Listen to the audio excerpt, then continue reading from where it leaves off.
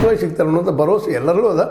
ಆ ಕಾರಣಕ್ಕಾಗಿ ಈ ಒಂದು SIT ತನಿಖೆ ಇದಷ್ಟೇ ಅಲ್ಲ, ಈಗ ತಿರ್ಕೊಂಡು ಹೋದಂಥ 40 ವರ್ಷದ ಎಲ್ಲ ಇತಿಹಾಸ ಬಗ್ಗೆ ಯಾರು ಸಾಕ್ಷಿ ಬರ್ತಾರೆ ಅವ್ರು ತೆಗೆದುಕೊಂಡು ನಾವು ಎನ್ಕ್ವೈರಿ ಮಾಡಿ ಇದೊಂದು ಶಾಶ್ವತವಾದ ಪರಿಹಾರ ನೀಡಲಿ.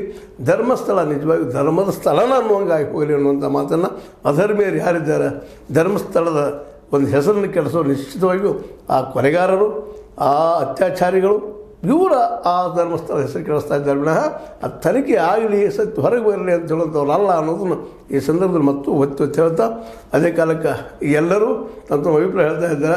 ಇದು ಒಂದು ರೀತಿಯಿಂದ ಒಳ್ಳೆಯ ಪ್ರಗತಿ.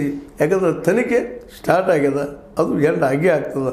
ದೊಡ್ಡ ಟೀಮ್ ಅದ, ಮೊಹಂತಿ ಅವರಂತೆ ನಿಶ್ಚಿತವಾಗಿಯೂ ಇದಕ್ಕೊಂದು ಪರಿಹಾರ ಕಂಡು ಹಿಡಿತಾರೆ ಅನ್ನೋಂಥ ಭರವಸೆ ಎಲ್ಲರಲ್ಲೂ ಇದೆ ಅಂತ ಹೇಳ್ತಾ, ಇದು ಇಲ್ಲಿಯವರೆಗೂ ಡೆವಲಪ್ಮೆಂಟ್.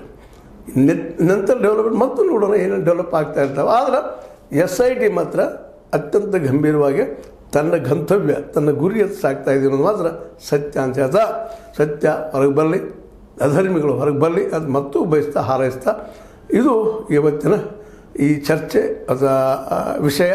ಇದರ ಬಗ್ಗೆ ನಿಮ್ಮ ಕಾಮೆಂಟ್ ಮಾಡ್ತಾಯಿರ್ರಿ, ಸಬ್ಸ್ಕ್ರೈಬ್ ಮಾಡ್ತಾಯಿರ್ರಿ, ಶೇರ್ ಮಾಡ್ತಾಯಿರ್ರಿ ಅಂತ ಹೇಳ್ತಾ H16 ನ್ಯೂಸ್ ಅರ್ಥತೆ ಸೀತಾರಾಮ ಸತ್ಯದ ಕೈಗಳಲ್ಲಿ ವಂದನೆಗಳು.